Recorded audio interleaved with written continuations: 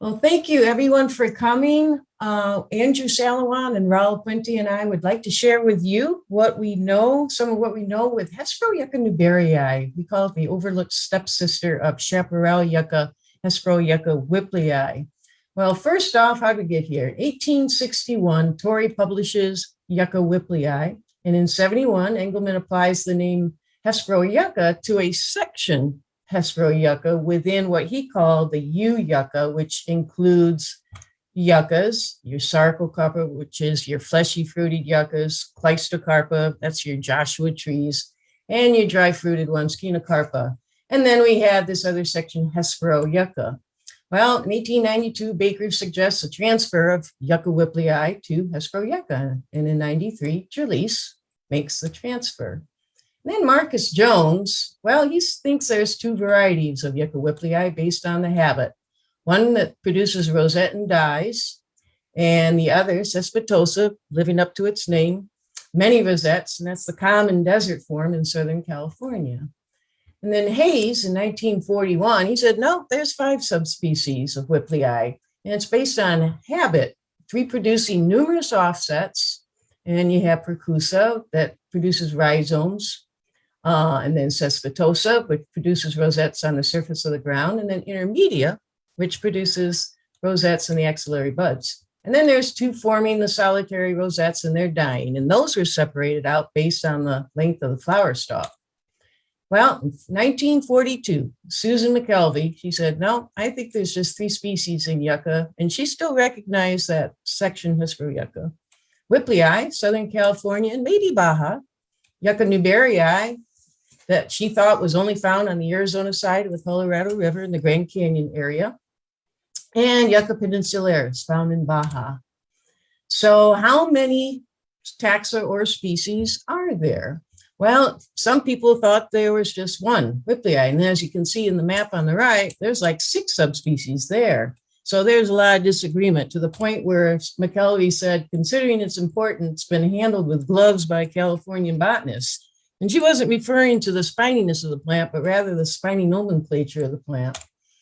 And then finally, that Karen Clary and then later David Bogler and all said, Hesperoyucca is distinct from yucca.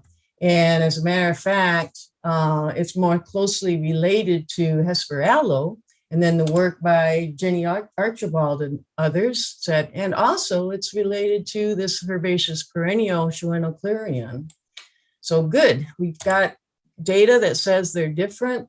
How is Hesperoyucca different from yuccas? Well, there's a lot of differences. First off, there's a stigma. The Hesperoyucca is bright green versus 3-lobed and white.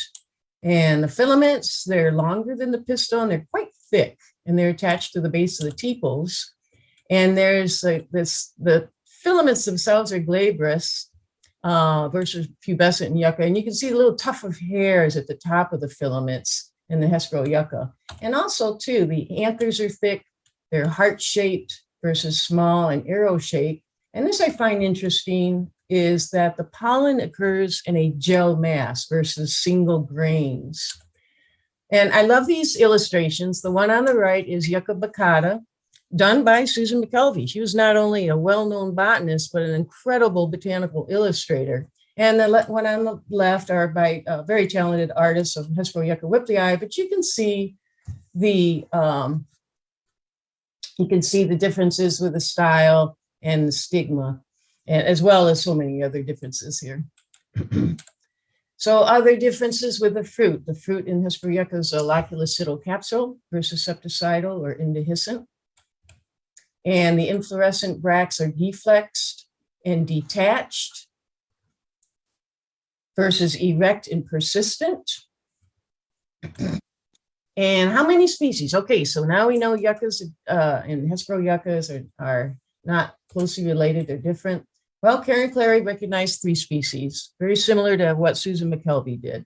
Whipplei, Southern California, Northern Baja, Peninsularis, Baja California, and Baja California Sur. And then our newberryi in Grand Canyon region. So it seems like everybody knows whipplei. It's got a relatively large distribution, elevation range 300 to 2,500 meters. And I love this. Charlize, back in 1902, he commented on how there's so many, there's 50,000 in flower at one site. It had to have been incredible, incredible image. So I looked up in iNaturalist the observations. There's over 14,000 observations of whipplei, 3 of newberryi. And looking in Sinet, how many specimens in the herbaria? At least 1,400 in Sinet alone, 146 of newberryi in Sinet, and 99% of those are collected by us. Publications. There's at least 300 publications that cite and or sampled whipplei in their studies for newberryi, and as well as peninsularis. 2 of them, one was a pollinator study, and another one was a study that mixed the samples, so it really wasn't using newberryi material. So who is this enigmatic Hesperoyucca newberryi? It's one of my favorite plants on the planet.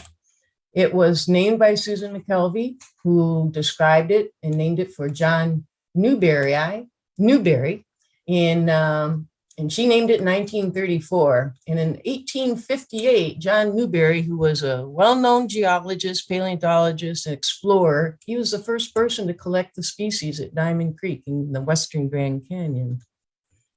So Hesperoyucca newberryi is quite different from the others. It has a single rosette. The plant always dies after flowering versus single or cloning with the other 2 species.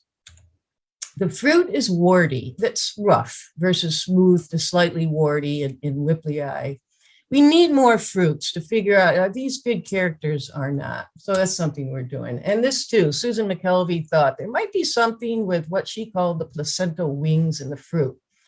They're not very well developed. You can see that in the top there, versus they're well developed in whipplei. Again, we need more fruits to really determine if this is a good, really good character. And you look at Hesperoyucca peninsularis, it's single or often cloning. One of the big differences of the leaves, they're sort of short and very wide, as you can see there. And the fruits, again, it's based on not a lot of specimens, but they're somewhat warty, and they do have a bit of a placental wing. They're almost intermediate, but we need, we need more studies on that, more samples and material. Molecular data, first off, again, shows that Hesperoyucca is not closely related to yucca, but also too that newberryi is distinct and sister to whipplei and peninsularis. You look at distribution and habitat, newberryi, it's a Mojave Sonoran Desert scrub species, and 414.25 meters, whereas whipplei is desert woodland, coastal sage, all the way to chaparral, then peninsularis, desert coastal shrub chaparral to pine oak woodland, Baja California, and northern Baja California sur. And pretty good elevation range there too. Climate, newberryi occurs in a low, tending towards biseasonality precipitation. You think of Kingman or Lake Mead, they do get their summer monsoons. Low humidity, high and low temperatures, few freezing days consecutively. Whipplei, low winter precipitation, moderate humidity, low to moderate to maybe high temperatures, few freezing again, and peninsularis with low winter precipitation, relying a lot on high fog moisture, moderate humidity and temperatures, and again, few freezing. So why isn't Hesperoyucca newberryi better known? Well, one of the main reasons is how and where it grows. You got to be sort of off center a little bit to try to get these plants, and then you have to come up with some methods to collect the material. And then when that doesn't work, yeah, just go climb down and get it. So, but there was these collections that were made by Tony Burgess and Richard Felger in the 80s. And it was down in just in the Sonora, near the Arizona-Sonora border. And Raul, Andrew, and I went down to try to find the population. And because of such great notes by both of them, we were able to find it without any problem. And here they are growing on north-facing slopes, solitary rosettes, very desert, Sonoran Desert habitat. And based on the habitat, their morphology and habit, and the fruit, we decide, and molecular analysis, it came out as newberryi. So that's a heck of a disjunct distribution. So how does that happen? There was a neat study by Seagraves and Pelmier who looked at Hesperoyucca pollinating moths. And they found out it's pollinated by one species, Tetraticula maculata, but broken into two subspecies. Maculata pollinates the California whipplei, and subspecies extraneae pollinates Southern California and Northern Baja whipplei and Northern Baja and Baja California serpeninsularis. So who pollinated our Grand Canyon ones? Well, it shows that the moth has similarities with subspecies extraneae, but they said they're a little different and possibly isolated from other variety extraneae for at least 11,000 years, and suggesting that the moth and plant's development distribution related to Pleistocene and Holocene glacial and interglacial activities. So what's suggesting, so we look at the Pleistocene, which dates back to 2.8 million years, into the Holocene and something, and it's made up of many glacial, interglacial periods, at least 15 to 20 of them. And during the glacial periods, you generally had a cooler, drier summers and cooler, wetter winters. And so species would migrate to lower elevations, also more southerly latitude. And so you have this mixing and changing of population dynamics, exchanging of genetic materials. Some didn't do well, some did do well. And so with each glacial, interglacial period, you have changes in populations. And so during these interglacial periods, which generally were much shorter than glacial periods, and you had warmer and drier, higher, and you have plants that would migrate to higher elevations or northerly latitudes. Some plants with populations didn't do well and it would die out. So you get fragmentation of populations. It depends if you're adapted to cooler or more adapted to warmer. So it really impacts the populations of any of the species. And during the Holocene, there's also this shift from winter rains to summer rains as you go farther east. And then you look at a more local scale. So you really fine tune it. There's more variability in reflecting elevation, latitude, slope exposure is really big too, even with soils. So this is an ever-changing dynamics going on here with populations.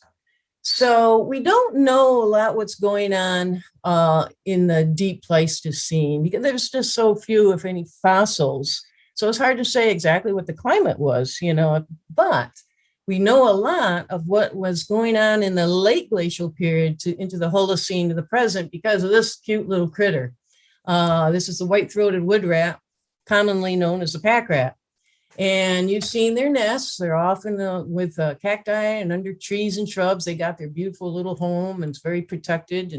But also too, they really like to have more protected areas such as overhangs and caves. And because they're pack rats, they're going to be gathering up plant material within about a 50-meter radius and bringing it back. And then they poop and they urinate it, and their special urine will harden. And in these protected areas that don't get eroded out, they can persist for thousands of years. And so I think this is just really, really cool. So researchers such as Julio Betancourt, Tom Van Devender, the late Ken Cole, Deborah Woodcock, and Art Phillips started, and continuing researchers are continuing and looking at what did these pack rats gather, and through carbon dating you can date them. And pretty good data, within a few hundred years, all the way back to 60,000 years.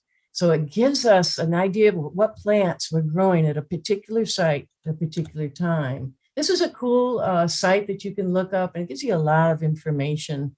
But because of this little guy and these researchers, we can get really cool information. We know information such as this. This is Hesperoyucca habitat in Death Valley. And She collected the material and dated 12,000 to 10,000 years before present.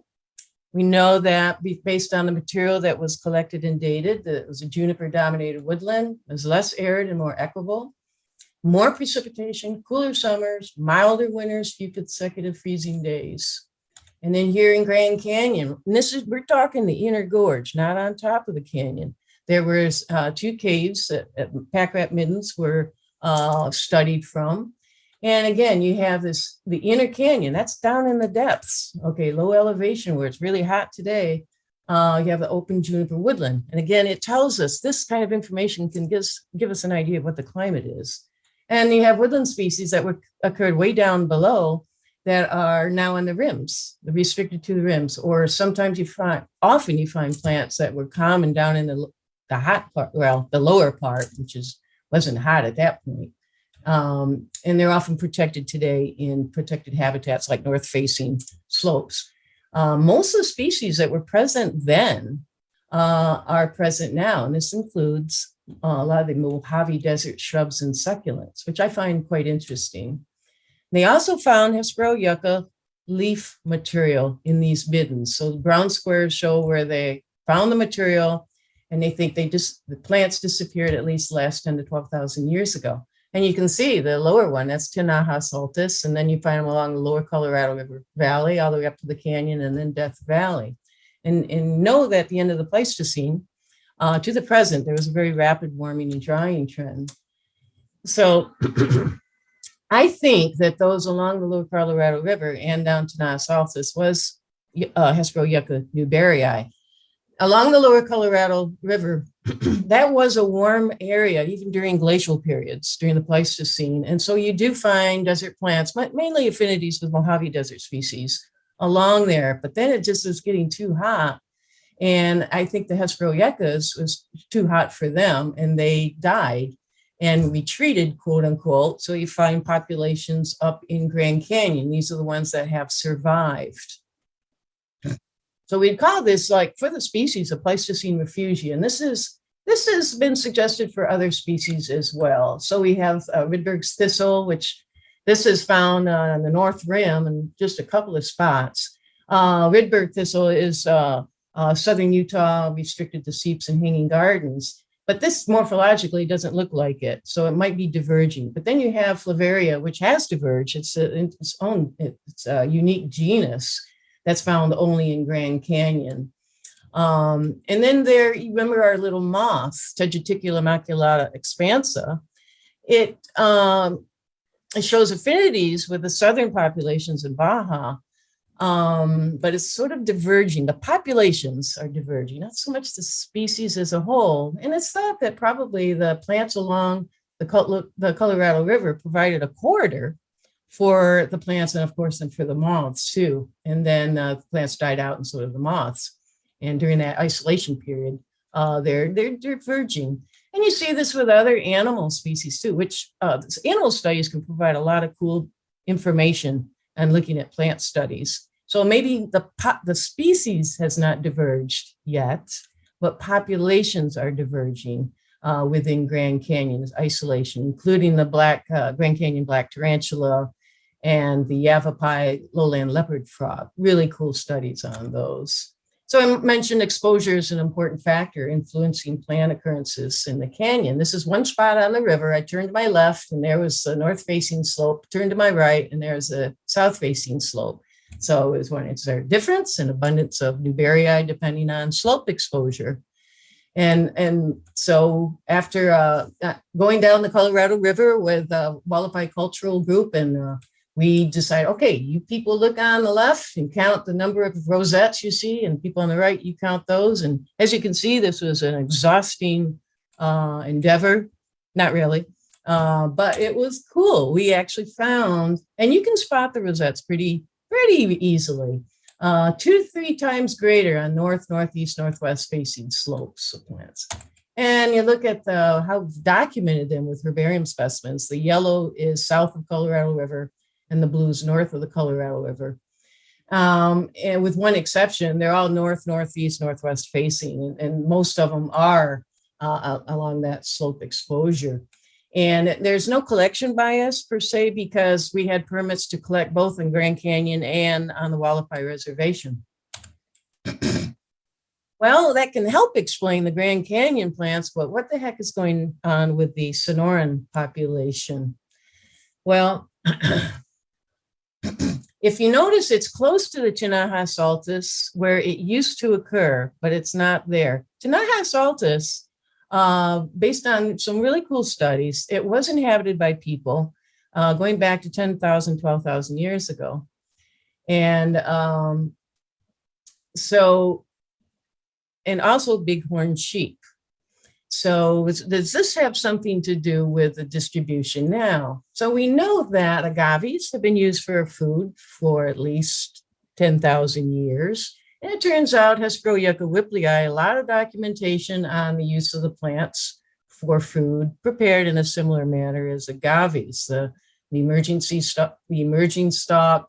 Then you harvest the heart. It's got all those cool carbohydrates. We don't know if newberryi was used. A few whipplei elders have said yes, we did use it. But we need to know more about that. No doubt that people way in the past used newberryi, I think, for food. So you have here. So this was a theory question that Richard Felger threw out, and I think it's intriguing. So you have, for example, the Tinaja saltus, the brown where Hesperoyucca used to occur. There's water there. People probably live there, as well as all the way up the lower Colorado and up the Colorado River corridor. And there's also bighorn sheep that live there too. And bighorn sheep love eating the stalks of the Hesperoyuccas. And remember, newberryi is single, always single. So when you eat the stalk, it's gone. It won't produce pups. So the area in Sonora where we documented the population, it is so dry. There aren't even bighorn sheep there, apparently. And so Richard and others just threw out this thought, perhaps that it was too dry for bighorn and people to settle there and use the plants for food. And whereas along the other areas where the Hesperoyuccas are not found, along the Colorado River corridor, people settled, bighorn sheep settled, and could have exacerbated a problem when the climate was warming greatly and the plants, even the very dry adapted newberryi, could not survive there. So ironically, the Sonoran population may have been saved by being so dry. So now you have this kind of a distribution now, what we see today. There's these populations in here. They need a lot of study. We're hoping to work with a gal in Mexico to help sort things out. And there's could be a lot of hybridization going on. Then you look at the outliers, for example, in Death Valley. Thanks for iNaturalist. Here, Jim Moorfield documented what looks like whipplei in the northern end of Death Valley. And you can see it's sort of in a protected area. You look at Anza Borrego and up in Joshua Tree. There are these plants that are there. Probably whipplei, but we need further study on that. So we don't know how the climate change, human-caused climate change, is going to affect any of the Hesperoyuccas. One thing going for newberryi, it occurs in relatively protected areas, so development isn't going to be a factor. It grows in Grand Canyon, Grand Staircase, Parashant, and Whipplei Reservation. There's a lot more known, of course, about whipplei. We know it's a C3 plant, has evolved water conservation strategies in the leaves. We know absolutely nothing about newberryi. Is it C3 or maybe CAM, or maybe it's evolving towards CAM? We don't know. But it is a question, how does it survive in this xeric hot environment? We don't know anything about the moths except based on that one study that suggests they're diverging. So there's so much we don't know. Future research, we need more documentation of all the species with live and herbarium material and species and population level analysis of Hesperoyucca, both within the core populations and outliers. And this would include that Death Valley one, Anza Borrego, Joshua Tree. Ecophysiology, it'd be great to get people into looking at this aspect of these plants, especially newberryi, and of course, pollination ecology. We'd love to know how, when, and where did these species arise and who was the most recent common ancestor? We don't know at this point. Maybe hopefully down the road we will. But some questions like, could they have diverged and speciated as a result of activities during the Pleistocene, especially with a shift towards biseasonality? Or even deeper history with climate. By climate, we know that there was a very arid environment in this region that developed 48 million years ago. It was called Mojave. There's also this thought: is there isolation and speciation by water barriers? And this is called the riverine water hypothesis, riverine barrier hypothesis, not to be confused with the leaky barrier hypothesis, which is real. And this is when you had the bouse abatement, the full development of the Colorado River from Grand Wash Cliffs down to the Gulf. So were they isolating mechanisms and acting towards speciation? Or it could be a combination of all these. But with the isolation speciation, this is called allopatric speciation by vicariance, if the waterways were barriers. And it has been suggested that it's a big factor in the evolution of the Western Joshua tree, Yucca brevifolia, and Eastern Joshua tree, Yucca yageriana. And as I said, it could be a combination of all of these factors and factors we haven't even discovered yet. So I'm going to change course a little bit here. So Raul, Andrew, and I were taxed with red list assessments of several agaves, yuccas, and the Hesperoyucca for the International Union of Conservation of Nature assessment. And the risk assessment is based on, in a large part, on actual and estimated area of occurrence. And this is always mostly based on documented collections. And with these groups, with agaves and Hesperoyucca, yucca, any of the hard to collect succulents, there are few collections, many with poor material and or data. The one on the right I collected, but there's so little data. Fortunately, I've changed since then, which makes assessment extremely difficult. And we know data-rich specimens provide good taxonomy, which provides more appropriate and more sound conservation of species. So these are the things that I've learned over many years, and I'm still learning too. But these are the things that we've learned that we need to include when we collect specimens. So record heights, number of stems, et cetera, et cetera. Collect mature leaves with bases and material for molecular analysis. Take pictures, it's so important. Close-ups too. You probably will find the larvae in flowering stalks. Take a picture of those and save them, as well as find the little tegeticula moths hiding resting in the flowers. And you can take pictures and curate these as well. Flowers, it's really important getting all these kinds of measurements down. Color of the flower is important because with yuccas, there's species that have a certain color on their style. This is Herrimani, which has a green style, which is very, very different. So if you don't have the flowers, there's an issue because they can be very similar looking and not related at all. So these are the things, and take close-ups. It really, really helps because once you've pressed them, it's more difficult to figure out what they are. Collect and rehydrate flowers that have dried on the plant, and you can get some measurements as well. Don't discard them. Fruits are really important. They can be diagnostic for species. Unfortunately, they are bulky, and so people tend not to. But you can soak them in water just briefly, and then press them lightly, and you can get very nice material.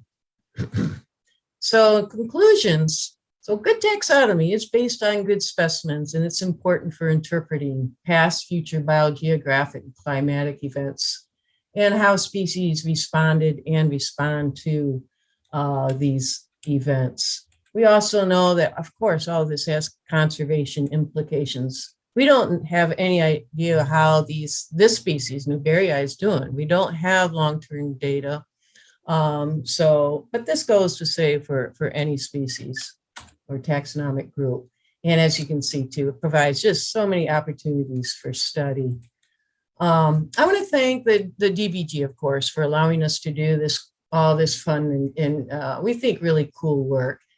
Special thanks to Grand Canyon National Park, who has supported our work for decades, literally, given us permits to collect. And also a huge special thanks to Whipplei Nation, who also for many years have provided so much support as well as permits to collect on their lands. A special thanks to my good friend Carrie Cannon, who works for Whipplei Cultural Center and who's very helpful and very interested in our work too. So thank you very much.